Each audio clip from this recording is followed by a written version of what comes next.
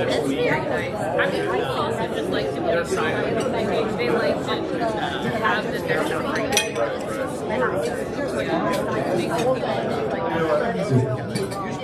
when I was younger, I could write it out completely and then memorize it. Good afternoon, everyone. We're going to get on crank up. Omar says, let's roll. My name is Marvin Carver. I'm a relatively new member, not a new member of Rotary. I've been a member of Rotary almost 40 years, but I came over from Southwest Durham. But I joined, you hear about COVID babies? Well, I'm a COVID Rotarian. I joined this club during COVID. My next door neighbor, I literally shared a wall with Brett Bradbury. He was my across the hall neighbor. And he and I were close friends. And he said, you need to go affiliate with our club since you moved to Chapel Hill. I'm originally from Durham, and I was a member of East Chapel Hill. And you were probably there almost as much as your own club. Let's get started first by, are there any visiting Rotarians today? How about guests? Everybody likes us? Wow. I've got my wife Ann, who needs no introduction.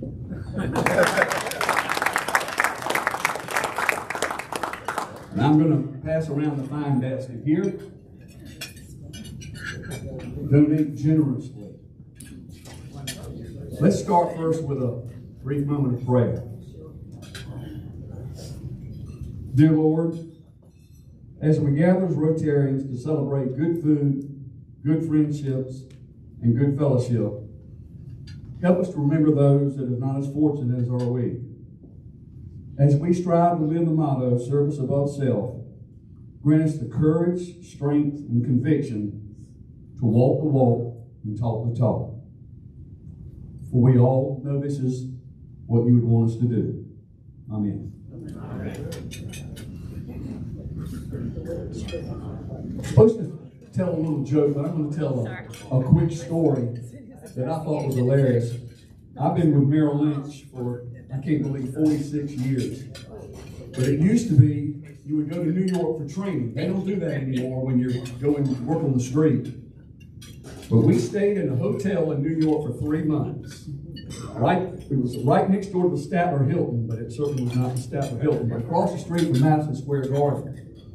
And we had the enormous allowance when we were in New York of $25 a day. That's what you were supposed to get by on when you were first in training.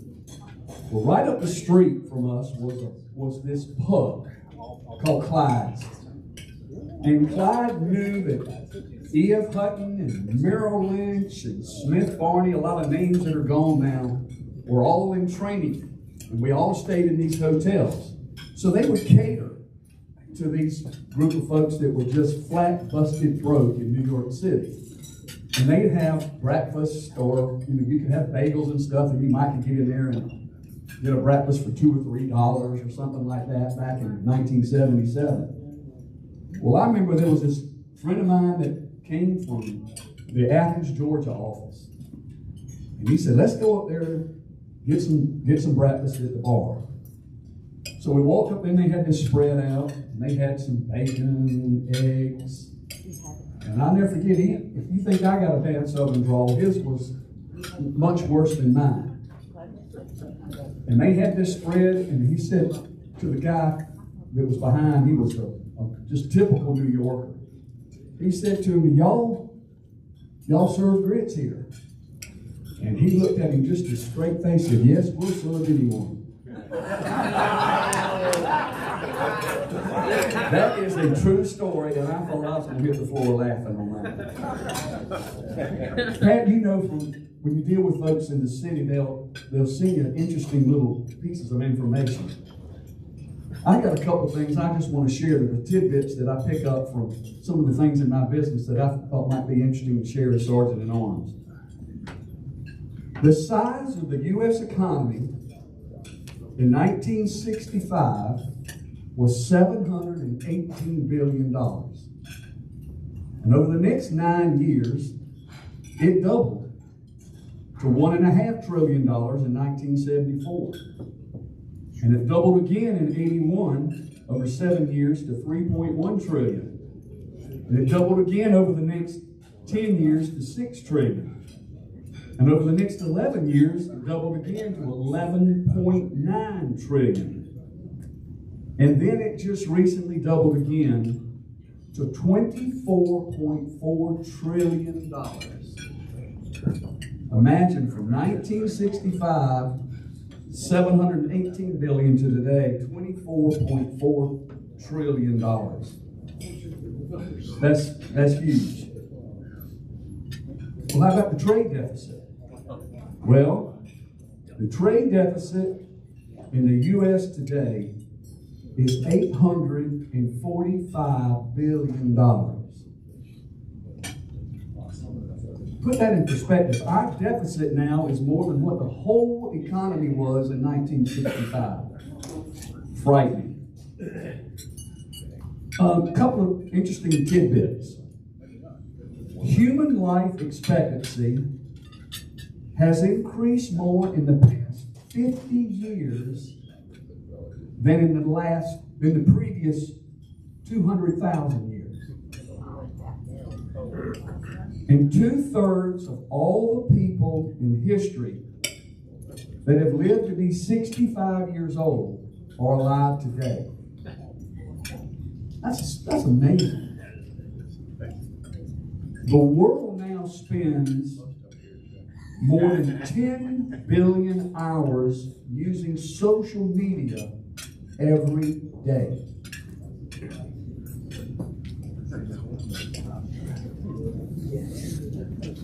Over 90% of all e-commerce login traffic is from hackers.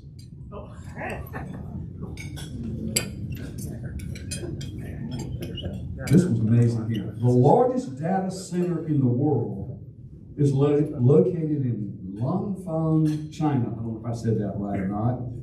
Which is 6.3 million square feet, bigger than the Pentagon.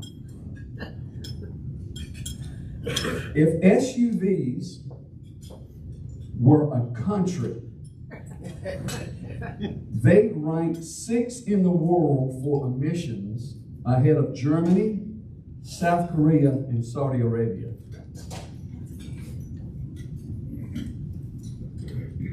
One Google search uses the same amount of computing power it took to send the Apollo 11 astronauts to the moon. The official name of the Twitter, the bird on Twitter, does anybody know what that is? It's Larry. For Larry Bird. Wow. That's pretty good. Generation Z individuals have an 8-second on average attention span. A goldfish has 9 seconds. Cow burps emit more greenhouse gas emissions than cars worldwide. This was really something. Cleopatra lived in a time nearer to the launch of the iPhone than the completion of the Great Pyramid of Giza. Say that again. Cleopatra lived closer to the time of the invention of the iPhone than the completion of the Great Pyramid of Giza. That was completed in the 26th century BC. Isn't that amazing? Humans are 60% genetically similar to bananas. Couple more and I'll stop. Some of them fit our Rotary members too, I'm sure. We might be closer to 70. That's right. There are close to 1.5 billion cars, commercial vehicles, and buses in the world today. And this figure excludes the 2- and 3-wheelers, which are estimated to be over 1 billion. There are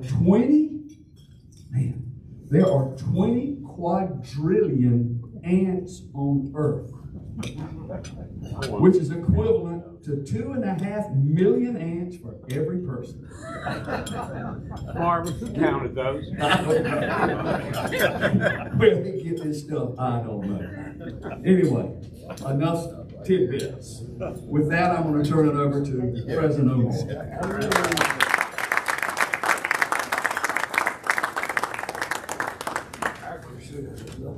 Thank you, Marvin. Things that you always wondered about but were too afraid to ask. We got an induction coming up, and we have a speaker, so we're going to try to keep this ball rolling. Real quick, I just wanted to mention we have Gardner Stoltz's birthday was October 11th. Robert Owens, October 13th. John Wallace, October 17th. David Schmoke, October 19th. And then, is Dick Cashwell here? Yeah. Dick just celebrated 59 years of marriage. All right.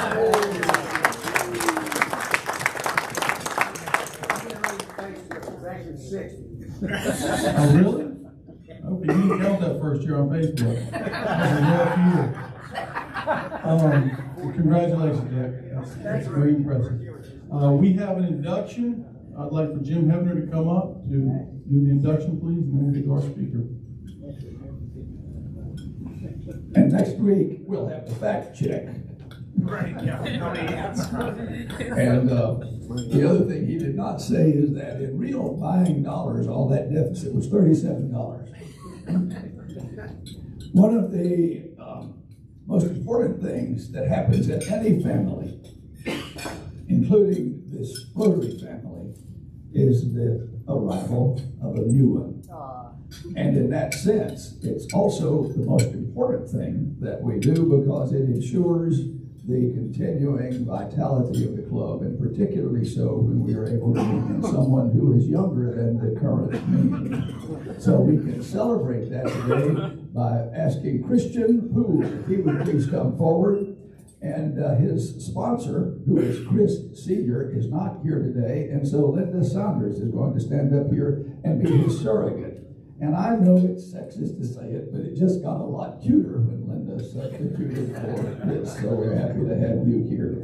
Christian, we want to welcome you to the East Chapel Hill Rotary Club.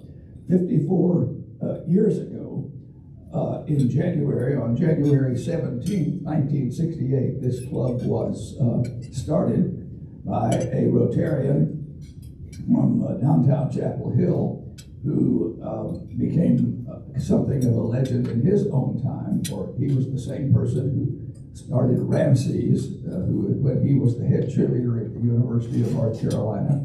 And he today claims that one of his proudest achievements was to be the chief sponsor and make possible the East Chapel Hill Rotary Club.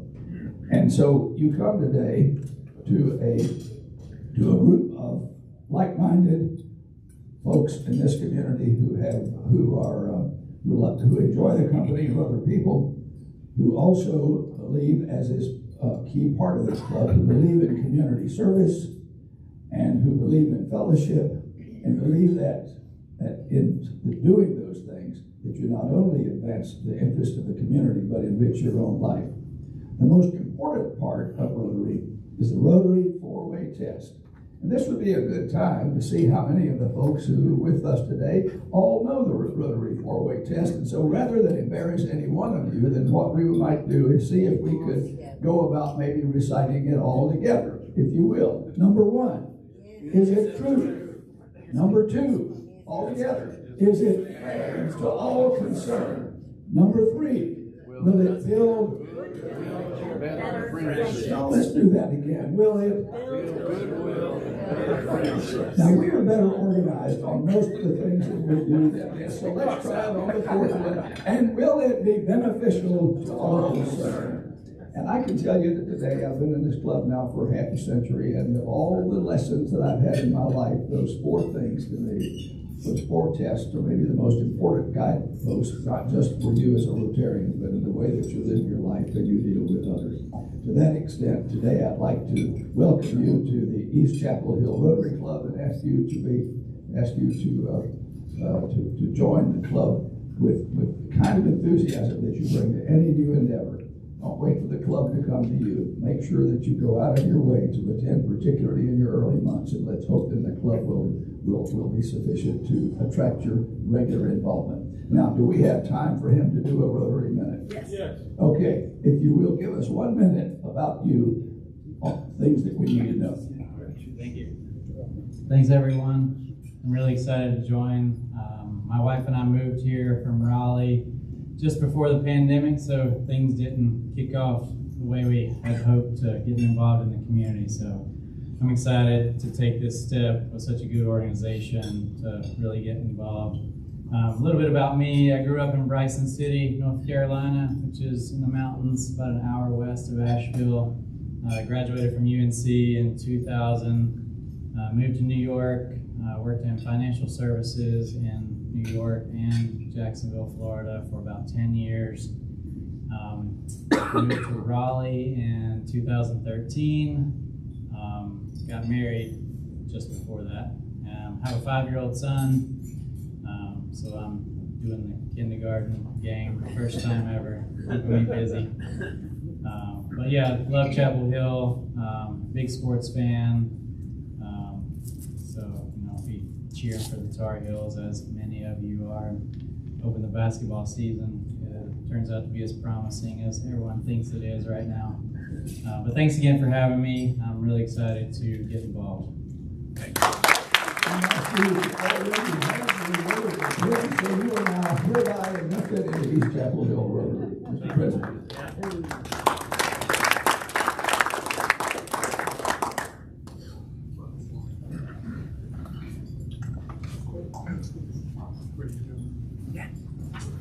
Now I'd like Freddie Kiger to come up to introduce our speaker, please.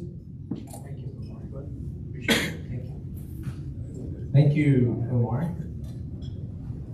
On Wednesday evening, February the 17th, 1864, the Confederate submersible Hundley became the first vessel in history to sink an enemy vessel.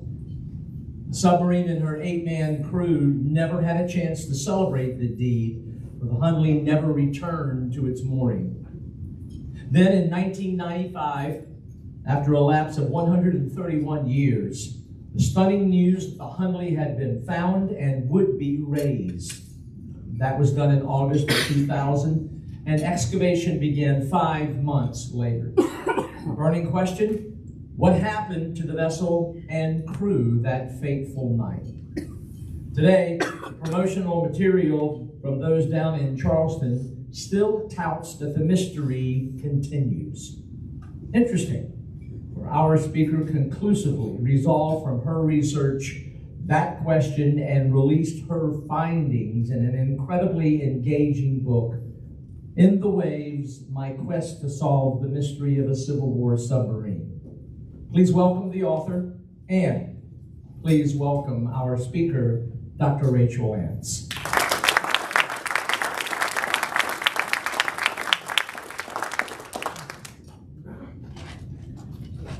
All right, thank you to Freddie for the kind and flattering introduction. I referred to him earlier when he gave me that text as a little bit of a pot stirrer, which I'm sure is not a surprise to anyone in this room. So I am Rachel Lance. This was originally part of my doctoral work over at Duke University. So I have crossed many lines to be here today, and I want to thank you for your hospitality anyway. I currently still work there as a faculty member now. I'm in the Department of Anesthesiology over at the hospital, where I continue to look at the various ways that human beings get injured and killed when we go places and try to do things that we probably shouldn't. On that list is explosives, which was a large part of my doctoral work. And the project with the Hunley sort of started by accident. It was because my advisor had wandered into my office one day and asked if the fancy Navy modeling software that I was using at the time could model the Hunley. And I vehemently agreed, of course it could, without having the foggiest clue what he was talking about. So once he left, I promptly started Googling. And since then, it really got out of control quickly. It turned out the software was not very useful for this specific application, but what would be useful was building a large series of pipe bombs with the ATF. And so naturally, that is what I ended up doing. One of the things that's been interesting about this project is that typically when I go into a room of people, I prefer to spend more time talking about them than me. I already know my story, so I want to know theirs. With this one, it turned into a book because I found that nobody would let me change the topic. So everyone just kept circling back to the Hunley. It is one of my favorite stories, so I'm really excited to be able to share it with you guys here today. All right, so Declaration of Secession occurs. Nobody in the South in these newly declared Confederate states really anticipates that this will cause war. In fact, there are several politicians making bold and boastful claims about that to the effect, including one who said he was going to drink every drop of blood spilled in the coming conflict because he was so confident there would be none. So at the time of secession, as we all now know, the Confederate states are at a huge disadvantage in terms of logistics and in terms of representation. They have 1/3 the fighting population of the northern states. They have limited ability for transport with the newly developed railroads. They have much less industry, having been mostly agrarian economies and farming countries or farming states. One thing that's most relevant to our story today is they also have no black powder production. This material at the time period is used in everything to generate war: cannons, cannonballs, and rifles, of course. All of the black powder mills, every single one at the time of secession, are in the northern states. And furthermore, there is not one single resident of Confederate states who has ever had personal experience manufacturing black powder. So the states are completely without this essential tool of warfare. One of the most obvious early plans is called the Anaconda Plan, and it's illustrated in this contemporary drawing here. The plan here was to choke out the ports and harbors. Knowing the shortages of the South, the northern states and the northern militaries decided if they could shut down the South's ability to ship things and receive things, then they would put a serious hamper on the South's ability to wage war in general. So of course, April 1861, eventually this tension grows to warfare. The first shots are fired at Fort Sumter, South Carolina. Sorry, you know better. Nobody's perfect. Fort Sumter, South Carolina. And this has begun what will become the bloodiest war in American history. Fort Sumter quickly becomes the target of the Northern soldiers' and sailors' ire. This is an image of the fort itself, which is the target of almost nightly shellings by the offshore ships and vessels of the Anaconda Plan, who are stationed there in order to choke out the major harbor of Charleston. Not only is this part of their key to cutting off the shipping and supply chains, it is also now the emotional center of the war for many of them. And so they spare nothing in their bombardment of the city and its outlying forts. 3 of the men in the Confederate States who decide to do something about this situation are James McClintock, Horace Hunley, and Baxter Watson. Now, at this time, they're not yet in Charleston, South Carolina, which we all know, because I've heard there's been a field trip, is where this story will eventually take us. At this time, they are actually in New Orleans, Louisiana, and they are working out of a machine shop, where James McClintock and Baxter Watson are the engineers, and Horace Hunley is the money man. He's a lawyer, and he's a fundraiser and kind of a serial entrepreneur with a rich brother-in-law who keeps funding his endeavors. And he's using this to come up with an idea to help break these blockades. New Orleans itself is subject to one, and the people of the Confederacy know that this is going to be part of the oncoming war. James McClintock will later take sole and complete credit for this idea. He will declare that the concept of a submarine with a torpedo was his brainchild and his brainchild alone. However, other documentation shows otherwise. I don't think McClintock, even though he was clever, could have anticipated something called the internet.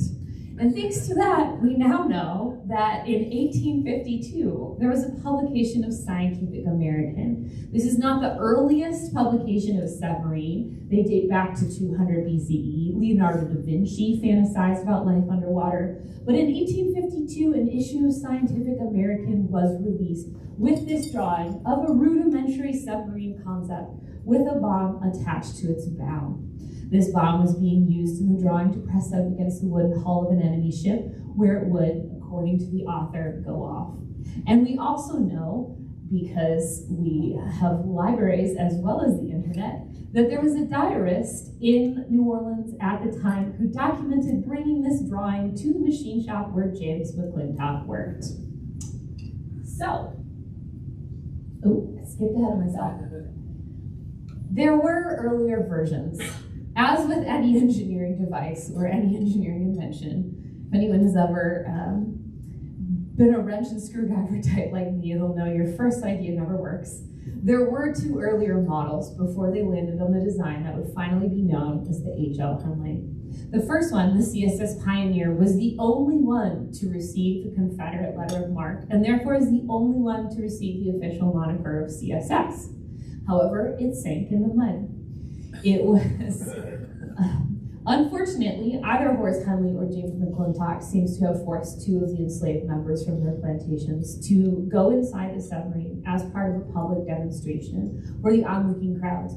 They were so proud, they were boasting that this would be the thing to break the blockade. However, they had skipped some of the fundamental rules of buoyancy. Those two men died an unfortunate death inside the enclosed hull, unable to escape.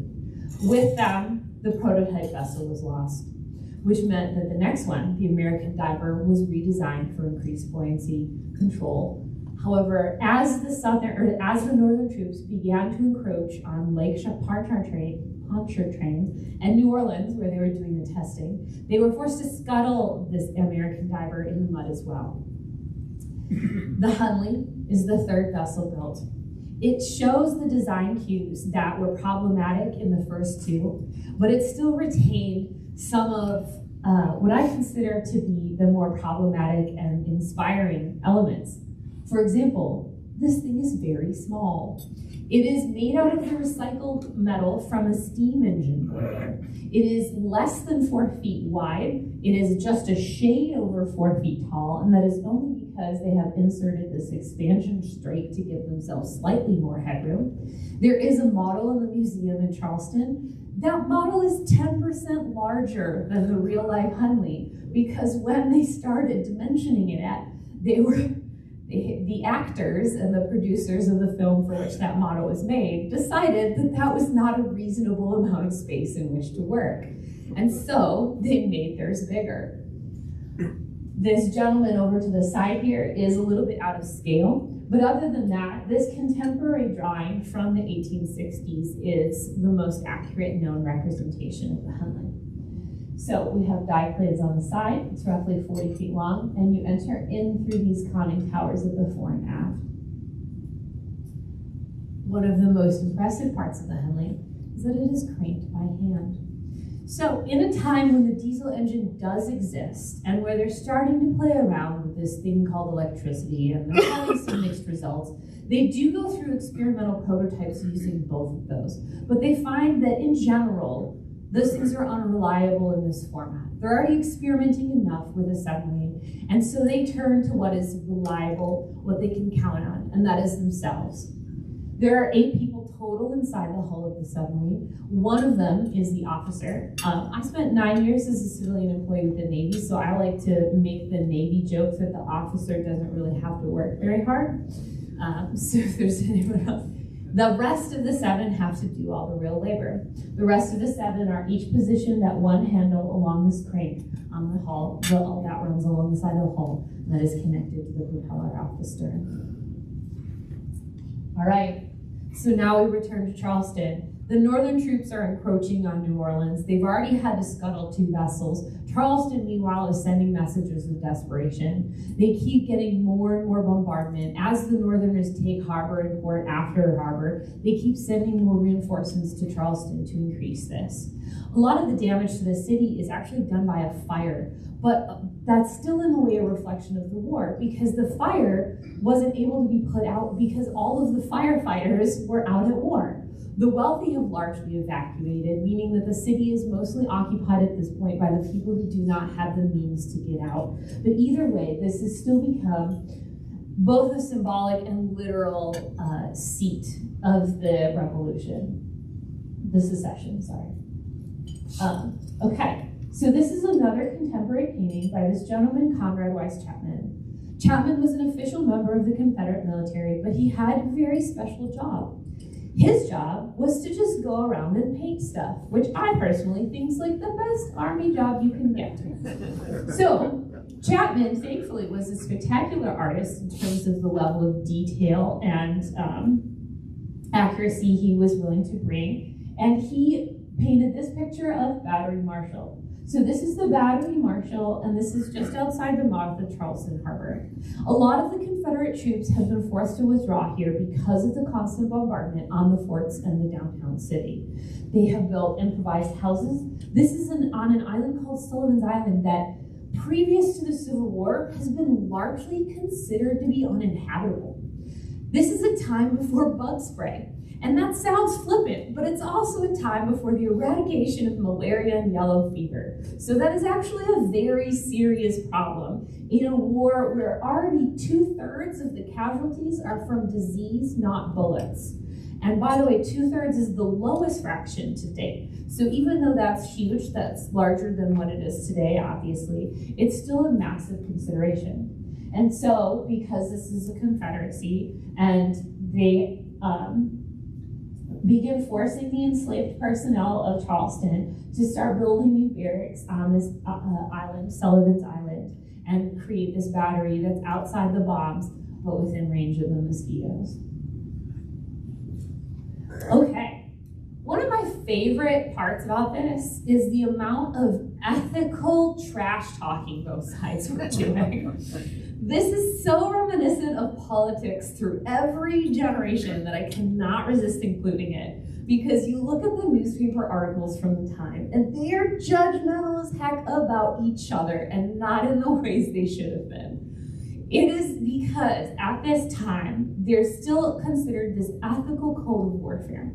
However, it's not the same as what we would consider it today. It's considered more of the gentleman's practice of war. And so the gentleman in 1864 really lets you look him in the eye before you shoot at him or he shoots at you. You're supposed to be able to see each other, and anything else is considered quite literally infernal in the true sense of the word, meaning it comes from the devil, it comes straight from hell. And so they start referring to these infernal machines, which now we kind of use more towards the submarine, but it was in general for any invention that didn't let the other guy have a fighting chance. This sounds a little bit strange to modern ears, especially to mine, because that's a pretty common method of warfare. But at this time, there was a lot of back and forth, calling each other terrible people because they were using infernal machines, whereas in reality, both sides were doing the same thing. So this is the Northern submarine prototype. This is called the USS Alligator. And that's what I think is really interesting, is because they're both developing this concept at the same time. And it's really just a battle over who gets to be the first one to make it successful. All right.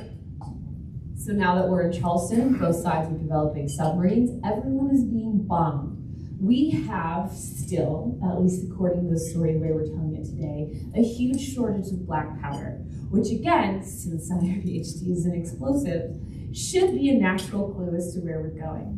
This brings us to two of the really interesting characters of the Civil War. These are George Washington Rains and Gabriel Rains. These brothers are from New Bern, North Carolina. They are part of a very large family, and their letters to each other are safely preserved in the libraries of UNC, which is wildly convenient for a researcher who lives in Durham.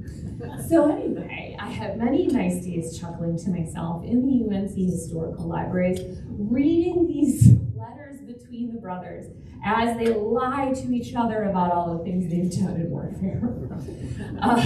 I went back and compared their letters against what we now know about certain battles and troop movements, and most of them are grossly overstated. So they were like modern day brothers, trying to exaggerate and one up one another.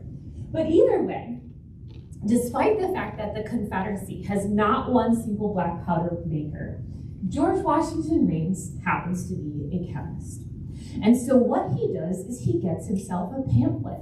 Now again, I have seen this pamphlet. It has no pictures, so I don't know exactly how he did this, but it is roughly 12 pages long, and he is charged with the Confederacy's task of making all their black powder.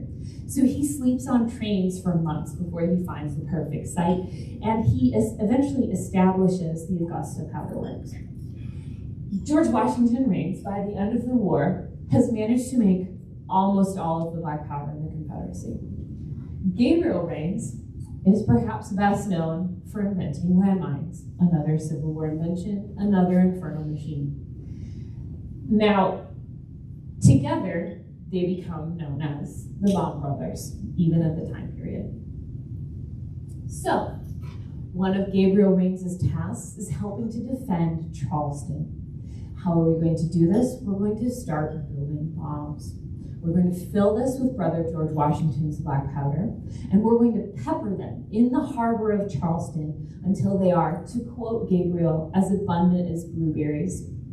I don't know why there were so many blueberries at the time period, but I really like the imagery. So Gabriel didn't also very much believe in some of the other things that were happening. He thought that bombs and munitions were really the way forward in warfare. He did turn out to be right, which I think is unfortunate for humanity. However, it is key to our story because he is inventing a lot of these different munitions types that you see here. These are contemporary drawings of some of Gabriel Rains' inventions that he is using to try to defend Charleston Harbor. At the time, these are referred to as torpedoes. It didn't mean the self-propelled munitions as we call them today. Here's an actual photograph of just a small number of the torpedoes that were pulled out of Charleston Harbor after the war. You can see not only are they incredibly numerous, but they're varied in design. They were trying everything. They were trying different triggers. They were trying different models. This guy was a scientist of munitions, and he had an opinion about the Hunley. This is from a textbook that Gabriel Rains hand wrote and is preserved at the American Civil War Museum in their archives. And in it, he described what was happening in Charleston after they brought the Hunley there, and they're making these attempts with these newfangled submarine concepts. He referred to them as abortions of inventive genius.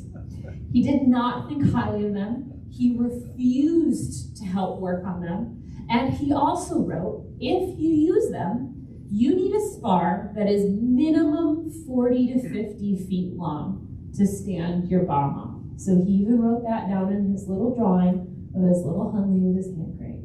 Minimum 40 to 50 feet. February 17, 1864, the Hunley has a 16-foot spar, and at the end of it is a 200-pound black powder bomb, modeled off of Gabriel Rains' scientifically tailored inventions to optimize power, to optimize strength, to optimize destructive capacity, after his years of careful experimentation using these nefarious blueberries of Charleston Harbor.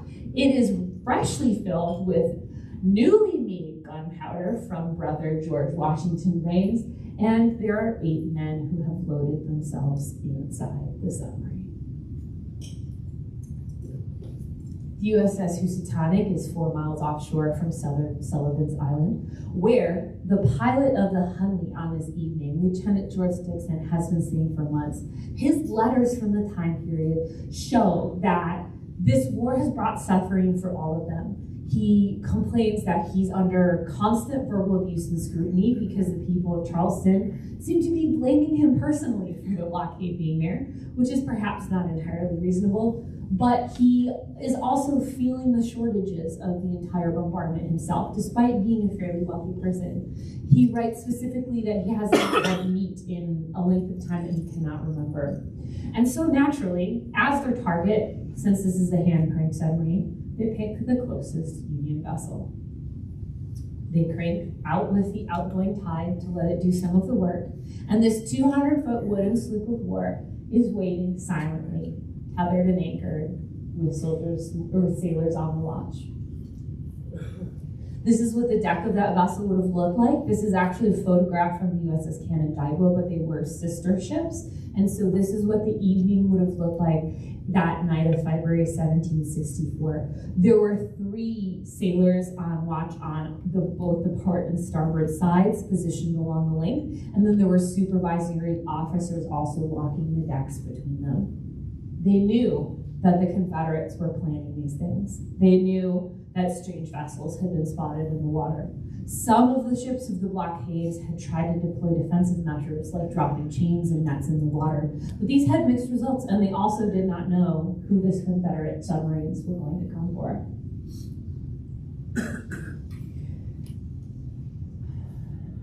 Sailor on watch Joseph Fleming was the first to spot it. He was a free black man from the North who had volunteered with the Union, and he was on starboard watch on the bow of the Housatonic. Naturally, his officer did not believe him at first. His officer argued. He said, "It is just a log." And Fleming pointed out, "No, sorry, logs don't float against the tide, sir." The officer would later conveniently forget this time delay during the court of inquiry into the Housatonic sinking and would swear that he had taken immediate corrective action. The log actually shows otherwise, but either way, approximately 8:45 p.m. the H.L. Henley pressed her 200-pound black powder torpedo against the hull of the Housatonic on the starboard stern side. The 200 pounds went off. This contemporary drawing is approximately accurate to what the size of that balloon would have looked like. Keep in mind, this ship is 200 feet long. Now, one thing that's unique and fascinating about underwater explosives is the sequence in which the events occur. I don't want to encourage it, but it is fun and interesting. So if you are ever near something where you can experience an underwater explosion in a safe fashion, I recommend you do so. Because you see it first. You have a brief fraction of a moment where your eyes receive the light that's traveling faster than any other signal, and you have enough time to cognitively process that something has occurred. But next you feel it. You feel it in your feet. It travels through these solid, dense members like ground and water much faster. And so the whole signal vibrates up through your shoes before you have the chance to react, before you even have the chance to hear it. Underwater explosions are surprisingly silent. So on this night on February 17, 1864, many of the crew of the Housatonic only know that something happened because they feel their ship lurch. Several of them feel the lurch and know, based on their seamanship experience, that this ship will soon be on the bottom. And so they all start running for the deck. Some of those in the engine room only know that this ship is sinking because eventually water starts filling in around their feet. 5 of the crew of the Housatonic have died. It is not clear whether it was from the explosion itself or whether it was from the fact that the water temperatures in February are enough to kill someone in less than an hour. The Henley drifted away and was never seen again. 5 of the crew of the Housatonic died, but the rest managed to survive by climbing into the rigging. The water there was only 30 feet deep, and so they were able to hold onto the rigging and to the masts until a nearby ship, the Canandaigua, their sister ship, came to save them and pluck them out. The Henley drifted away. Fleming, the same person who had spotted her, was the last to see float. he mentioned at some point that he looked back and he saw the shape of the Hunley still silhouetted against the night sky. In 1995, there was an announcement in the New York Times by author Clive Cussler that he and his team had found the Hunley again, but he did something very clever. He refused to tell anybody where until the lawyers had agreed with each other. So once that dust had settled, he released the coordinates, and in 2000, the ship was brought up, or the boat was brought up. It was taken to Charleston, South Carolina, where it is now being conserved on a former Navy base. As it was being opened up, a remarkable level of detail was discovered inside. You guys have been to the museum, but for those who maybe couldn't make it, they found shoes. They've been able to conserve handkerchiefs. There's even a tiny matchstick that was at some point used to light a candle or lantern, and they managed to pull all this out of the muck. But perhaps the most important thing, at least for our story, is that there is nothing on the hull itself to indicate that this submarine had in any way been damaged during the explosion. One of the things that's pretty interesting is the remains of Lieutenant George Dixon, our wealthy man who complained of his own starvation, were positively identified because of the presence in his pocket of his lucky gold $20 coin. He had it engraved Shiloh, April 6, 1862, my life preserver, and then his initials, GED. This coin is warped and bent because on April 6, 1862, it took a bullet for him. At that time period, a bullet to the thigh was often a fatal injury. They didn't have antibiotics, they didn't have advanced surgical techniques. So something that high up on the hip was typically going to be fatal because there is no necessary way to amputate in time to save the leg from infection. So when this bullet hit his coin and deformed it, it saved his life. He also had a pocket watch. Now this pocket watch photo is not spectacular because it is still covered in 150 years of ocean mud, but upon conservation and recovery, it was discovered that this watch did not wind down, it broke. It also broke at 8:23. Now, because the Confederacy and the Navy Yard in Washington had different systems of timekeeping, this is before time zones were standardized, so it was very normal for every city to have its own slightly different time of day. 8:23 Confederate time was 8:45 Union time. And that means that this watch broke at the time of the attack, or coincidentally, at some 12-hour even increment afterwards. All right, one more interesting science fact is as they looked at the layers of sediment inside the submarine, they discovered confirmation of what they had suspected, which is that there was no damage to the hull at or shortly after the time of the attack that could have potentially caused sinking. The crew remains were also each seated at their stations. So each colored blob here is a lo-fi drawing of how the crew remains were clustered, which each color being an individual person. And Lieutenant Dixon himself was still seated on his small, tiny, officers don't have to work bench. Immediately beneath the conning tower, he could have stood up at any moment to escape. The torpedo was still attached. So now, this is where I got interested in the problem as an engineer and as a biomedical engineer studying blast trauma. Now we have the torpedo size, we have the torpedo material, we know what type of explosive material was inside of it, and now we know, because the spar was still attached and the remnants of the torpedo were still attached to that spar, we know how far away it was from the ship. These are all the parameters that you need to reconstruct an explosive event. Lastly, we know that when the Hunley went down, this graphic is a little confusing, but we know that when the Hunley went down, there was still air inside. There was still air inside for years. What this graphic shows, each little red prong, I suppose we call them, is where there's been a stalactite formed, just like in a cave. So as this went down, and there was this massive air bubble still inside, the drips of water off the roof of this submarine gradually accumulated minerals and metals until they formed drips. That cannot happen in water. It can only happen in air. So when this went down, this submarine hull was intact, there was air inside, and yet all 8 crew members were seated at their stations. Okay. So obviously there are a couple of theories. That's what brings us here today. I'm going to run through the three main ones because as a good scientist, you can't just decide you're right. That's the opposite of science. You have to go to your Rotary Club question, number one, is it true? And you have to make sure that that answer to that is yes, by eliminating all of your other possibilities as well. So the first and most obvious theory here is suffocation. This is a really tiny vessel. They're in there very closely. Thankfully, we have modern day instrumentation that mimics the crank handle. So what I discovered was that if you do the calculation of the gas inside the submarine, and then you look at the work rate that it takes to crank something like that, they have at least 10 minutes before they have any chance of actually losing consciousness. But after, they would have very severe and painful symptoms. An interesting historical aside, or coincidence, is that in 1939, June 1939, the British submarine HMS Thetis went down during a trial run. Now, a series of experiments was conducted by scientists of the time to see why so few managed to escape from the Thetis after it went down. And during their experiments, they had approximately the same amount of gas inside their closed vessels as in the Hunley. So, during these experiments, they had migraines, they had visual disturbances, they had vomiting. I don't know about you guys, but once I start vomiting, I try to take the escape route. And so this plus the theoretical calculations were enough for me to say it's unlikely that asphyxiation, which is the correct name, you see it referred to as suffocation a lot, which is why I include that.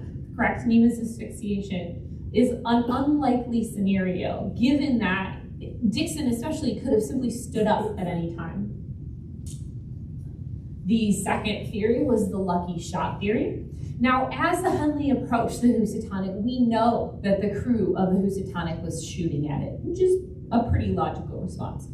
So we know the firearms that they were using.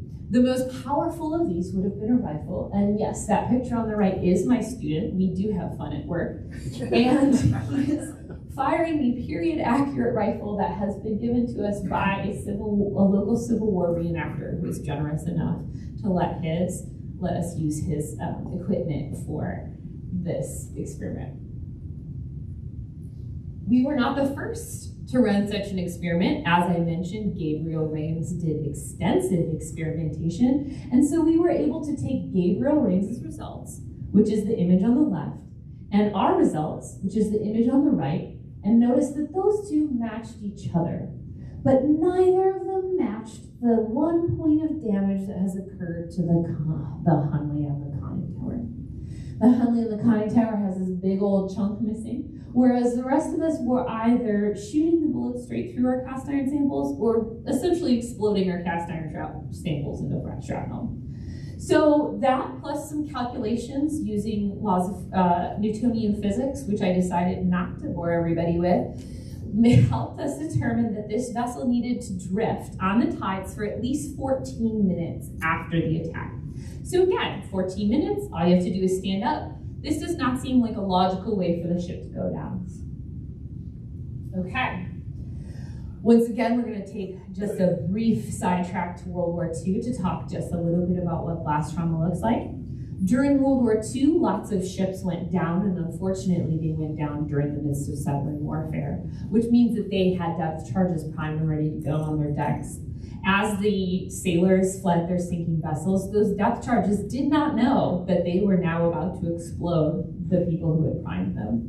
They sank in the water. They went off as planned because of good American engineering. And the sailors on the Allied side were the ones who got blasted. Now, in water blasts and in air blasts tends to look like this. This is a, oh, I think I lost my way. Okay. This is a gentleman on the left named Horace Cameron Wright. This is the best photo of his face I have been able to locate. And he was inspired by these accidents with depth charges to do a lot of experimentation with underwater blast on himself.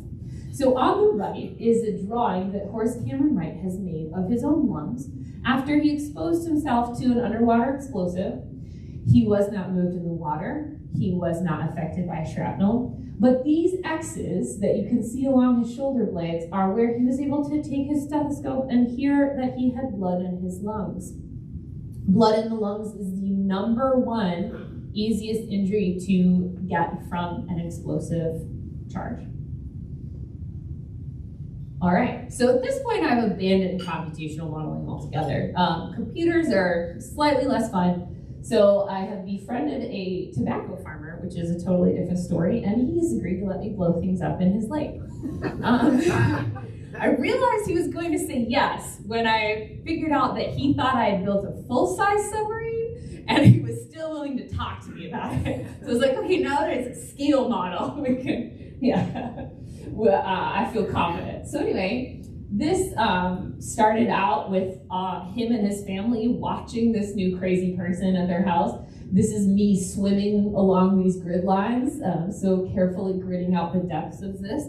And it turned out to be a perfect scaled experiment for Charleston Harbor in 1864.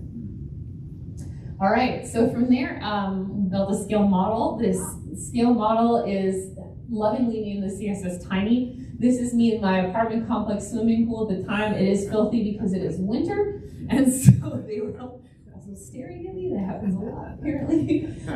We did some preliminary testing at Duke inside their reclaimed water pond. We were not sadly allowed to use live explosives on campus.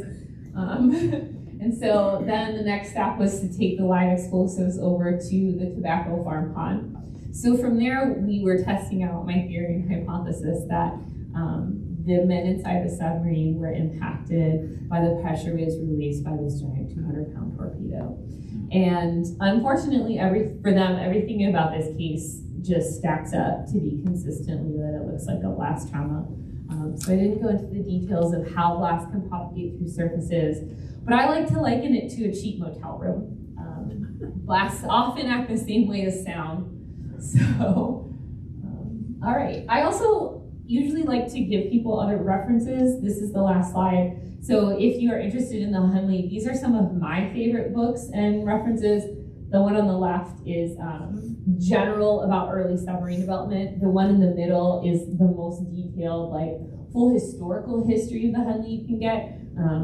And then the two on the right are free for download. Those are actually government documents about the site survey and then the recovery operations. So, all right, thank you.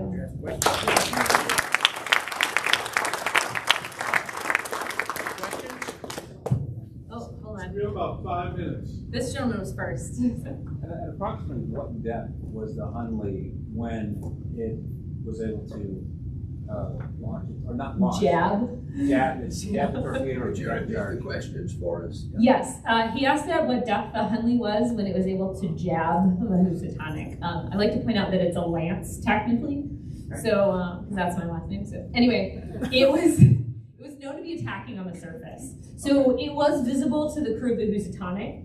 So there was a sliver of it on the surface, but the vast majority of the submarine was submerged. Did it keep the 16-foot tether, or did it make it a 40-foot tether? They kept it at 16 feet, yeah, which is a problem. Listen to your bomb makers. Just always listen to your bomb makers. Way to go. Huh? Yeah. Yes. Well, were the other two prototypes also recovered? That question is where the other prototypes are covered. So the CSS Pioneer was recovered, but it was during the late 1800s when unfortunately they didn't quite have the appreciation for that aspect of history. And so it does seem to have been sold for scrap. The American Diver has never been recovered, and the USS Alligator has never been recovered. So a comment and a question. Okay. The comment is that shockwave lithotripsy damages lungs. And so you have to protect, and it's the same principle. Is that shockwave? If they'd have had a 40-foot, if they'd have had the 40 feet that range suggested, would they have died the same way? No. So the question is, if they'd had the 40-foot spark suggested, would they have died the same way? The answer is no. I've gone through this several times because when I was doing these experiments at Duke, I had the opportunity to do this in a very controlled fashion since we were in a small body of water and look at the way that the shock waves were propagating inside this hull in a very controlled fashion. So if they had changed essentially literally any variable, they probably would have survived. If they had used the correct spar length, they would have been okay. If they had raised the torpedo in the water, they probably would have been okay. Because they knew, because of Gabriel Rance's experimentation, that having the charge lower in the water made it more powerful. And so that was an intentional choice, but it worked against them as well. So. You described the symptoms of asphyxia, that someone would recognize it and do something about it. What are the symptoms of that blood in the lungs or whatever that is? And why would they not have gotten out of the sub then? Right. So the question is, what are the symptoms of blood in the lungs? So in general, I hate to draw this parallel, but it's very similar to someone with COVID lungs. Anytime you have massive amounts of fluid in the lungs, that person is very, very short of breath. They are possibly coughing. They may be in too much pulmonary distress to even be coughing at that point. And so it depends on the degree of trauma. If you have 15% surface area damage or less, you may not even notice. But above that, you're going to have a graded scale of how bad it is. But the reality is, the first guy at the first crank station looks like he might have been trying to crawl for the conning tower, which is, to me, fascinating. But regardless, you are certainly not cranking a submarine. I think that's the important part. Just two quick questions. Last question. What was there any CNS trauma? I mean, because in addition to pulmonary, they could have been knocked out, I would think, from concussion. And then number two, assuming that they all were killed fairly quickly after the explosion, why exactly did the sub sink, and how long was it before it went down? Right, okay. So the first question is, assuming they were killed fairly quickly, which ties into this gentleman's question, yes, pulmonary blast trauma, if it's in the lethal ranges, it's usually immediate. Victims typically don't even know what happened. So the second question was there potential for a CNS trauma, so brain trauma? The answer to that is yes. Blast can also cause brain trauma. Obviously, we unfortunately see that today with a lot of our veterans. In the higher levels, traumatic brain injury from blast presents as patterns of blood on the surface of the brain. The brains were present in the skeletal remains of this crew, and unfortunately they'd spent 150 years underwater. So there's not a lot of information about what happens to a brain after 150 years in saltwater, but they did have patterns of dark staining on the surface that were consistent with blood. So it is consistent. Obviously the lungs are long decayed. It is consistent with that.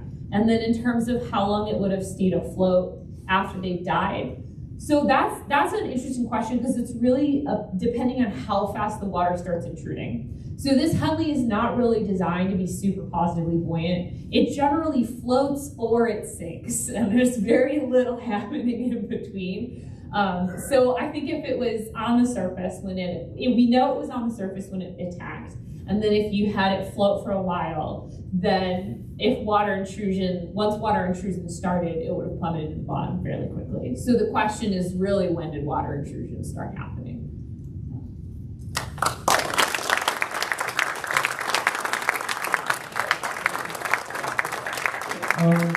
As a gift, hold on one sec, Rachel. One of our members, Terrence Brayboy, has a charity, Amina's Gift, which raises money for children of Zimbabwe through the sale of African art. And this is one of those beautiful art pieces. I don't know if everyone can see it. It is a Tar Heel, and even though you're from the other side of town, we'd love to give this to you as a fond memory of your visit here today.